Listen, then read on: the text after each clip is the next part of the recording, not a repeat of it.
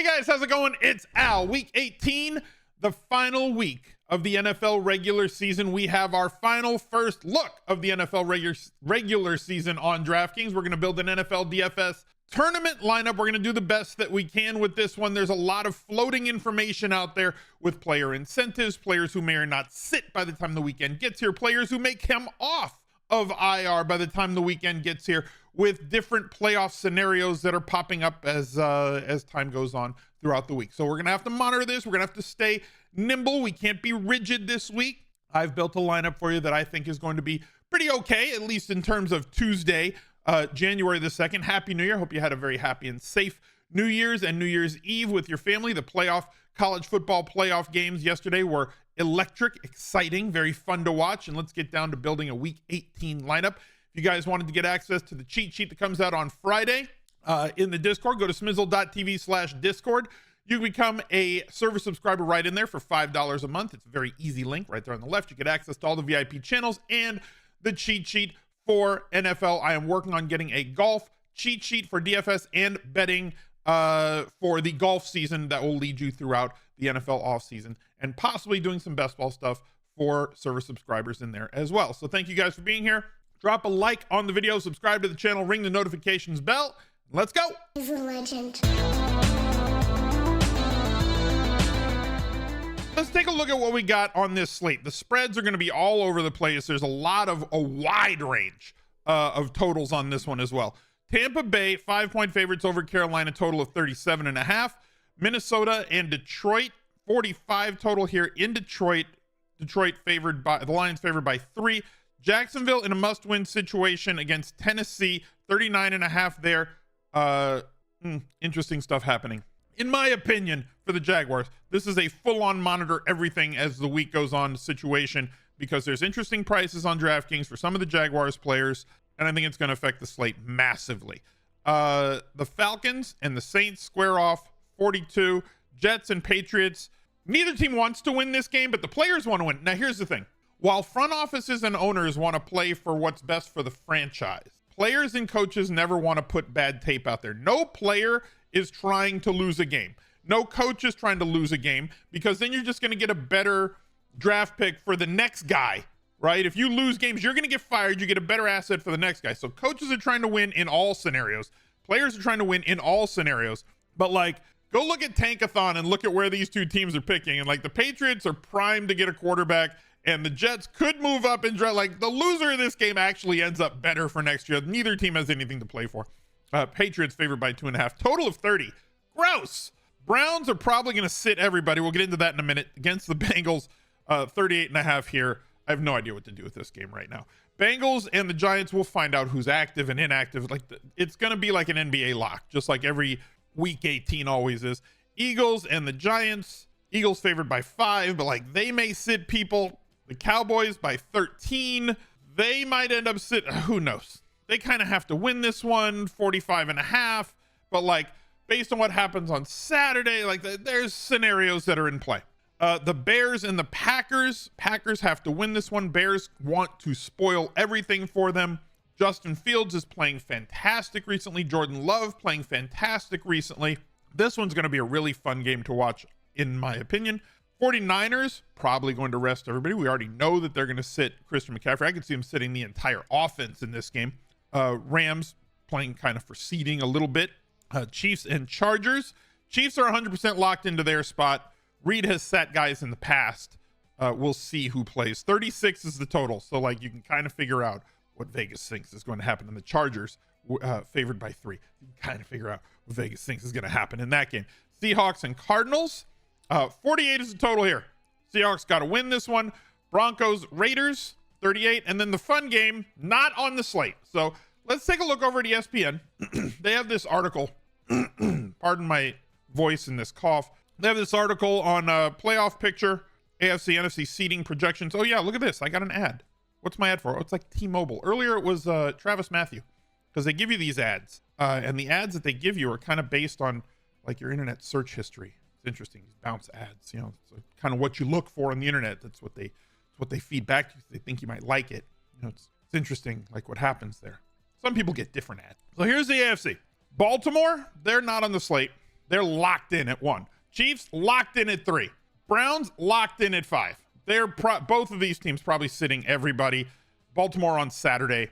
The Bills play on Sunday night, but like they could be the 2 seed or they could be like out of the playoffs. Who knows? Everybody else here has stuff to play for. Some of them on Saturday and not on this slate.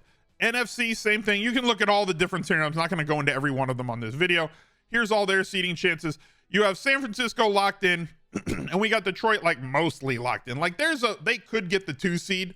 They should have the 2 seed as that play they should have won that game against. But like if both like these teams lose and they win, then they'll end up the 2. But like they're like 98% locked into the 3, and they'll get a home game and all those sorts of things. Everybody else can kind of move around in these spots. Green Bay could end up here. They could be out. They could be here. They could be out. So there's teams that can play around or be completely out of the playoffs. So let's go take a look at like what we actually have on this slate. Taking a look at what we've got up in here. So like I said, it's pretty much a really full slate with 13 games. The value is going to be abound. You will be able to afford pretty much anything you want by Sunday morning. And figuring out who you want and which guys are playing and which guys are not is going to be extremely important, because it will be kind of a Starsy Scrubsy day. You might want to optimally leave some money on the table. It might be possible to do that. For this lineup, I am not doing that. I'm going to first just plug in a cheap defense, because why the hell not? Just so let's get that out of the way first so that we can go with everything else. Like I said, I think the things that I don't want to do, 1, San Francisco, no. I think they're going to sit everybody. Kansas City, no. They're going to sit everybody. They're locked in.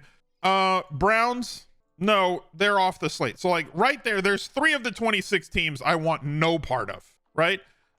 Jets, New England, in a large field tournament, like we could go after Breece Hall a little bit at 7,200. He's pricey. I think there are better places to go, but like he has massive upside. But again, this game has a 30 total. It's in New England. I don't really want to go after Ezekiel Elliott. Like, where's the upside on any of these players? There's not a lot that we can get after. There's not a lot of meat on the bone. So like there's 5 teams that like I'm just kind of Xing out in total. One team that has a lot to play for is Jackson. They got to win. They're playing Tennessee. Travis Etienne has had a fantastic season with 12 touchdowns. He's 7,300. But they got to pull out all the stops in this one. And because Trevor Lawrence has missed the last couple games, they've put themselves in a precarious situation. Played injured in this one against Tampa Bay. They got run. Then Beathard played last week, and they did fine because they played against Carolina, who's terrible. But he's not good, right? We know from history that Beathard, not good. Yes, I know it's pronounced Bethard. He's Beathard. Okay, he's not a good... He's done fine on rating, but like he's not the guy that's going to win you football games. What I think we're going to see in this game, and this is what I was kind of alluding to in the intro, they've got a lot of guys that are out. A lot of guys are on IR. Agnew got hurt, lower leg fracture. He's out. Zay Jones missed last week. He might be able to get back, but somebody who I think is going to get back is Christian Kirk. His 21-day practice window opens on Wednesday. I think he gets back. He's been on IR since December the 8th. He's been out most of a month. He's sat out the required 4 games. He's not a guarantee, but this is an all hands on deck situation with the injuries that they have. I think that we see Christian Kirk in this game, and he's priced at the absolute minimum of $3K. And while we're going to get opportunities to play some other players because of starters being sat who are going to be like, let's say Samuel and Ayuk sit and we get an opportunity to play like a Ronnie Bell at 3,200, right? Like something like that. People, oh, well, he's going to play a lot of stuff. Well, you get an opportunity to play like a Christian Kirk at that price. Now we got something cooking. I also think that from this game, we're going to see a return from Trevor Lawrence. And so going after a Trevor Lawrence double stack in a game against Tennessee, who we know we want to attack through the air, as well as they're attackable through the air. So bringing this back with a DeAndre Hopkins coming off of a 7-catch game for 72 yards against this, pass funnel versus pass funnel situation. And DeAndre Hopkins, by the way, as articles will come out this week with players who have contract situations, DeAndre Hopkins stands to make an awful lot of money this week if he gets like certain benchmarks for snaps played for the game or for the season, or yardage markers that he has to get, or catches that he has to get. So I like this double and bring back a very meaty one for week 18 in terms of talent, with a very big salary relief point here with Christian Kirk, who may or may not be active by the weekend. I'm taking some liberties with this first look lineup, but it's one that I'm somewhat confident in. And if it's not, there will be other 3K wide receivers that you can go after. Let's take a look at the running back position to see kind of where we can go. There's one very glaring guy who's been a value for the last few weeks, and I think he's still a value this week. I think he's going to be extremely popular once again. Is Zamir White is just going to get another opportunity to get him 25 opportunities. And it's like very hard for him to fail in this spot. He's gotten 11 targets the last 3 games. This is a guy who they didn't think, they being prospectors, right? He doesn't have very many ball skills in the passing game. He was not projected as a guy who was a 2-down back coming out of college. Well, he can play 2 downs and he can be a goal line guy, but he's never going to be utilized in the passing game. Well, he's had 3 games where he's gotten heavy usage, and 2 of those he got 4 and 6 targets in. Squares off in a dome. Good weather in the Roomba in Las Vegas, going up against Denver, who, has been exploitable. Could get some short fields against this Denver offense right now that has been struggling and is going to be without a lot of key players. Zamir White at 6,000 kind of feels like a free square. There will be many free squares this week, but he is the highest volume guy. And I think you do want to focus on high volume running backs this week who might be a little bit spry. I'm assuming that Zamir White is going to be that guy. Whether or not Jerome Ford plays, whether whoever's going to play for Cleveland, we don't know. And then it comes down to, do you want to play a running back against Green Bay for 5,700 and Khalil Herbert coming off of an 124-yard day? Do you want to go with one of the Washington running backs, which I kind of don't want to? Do you want to attack this Cleveland team who has been exploitable recently against opposing running backs, knowing that they're going to sit a lot of their guys with somebody who's been a high volume guy, especially recently with the injury to Joe Burrow, like Joe Mixon?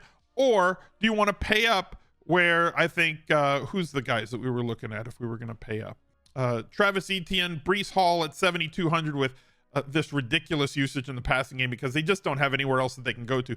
This is game-breaking draft. This is Le'Veon Bell, David Johnson, 2015, 2016, world-beating volume at running back for 7,200, where they have like the highest floor in the world. I think that Rachaad White at his price is tough to get to right now, but if they're going to play him, which they are, against Carolina, who has been a fountain for us all season, just the giving tree in terms of running backs, with his usage and the upside here for 7,600, we're going to be able to afford him, but it's not where I want to go with this lineup. I think he is very much in play, but there's a player who's a very good running back.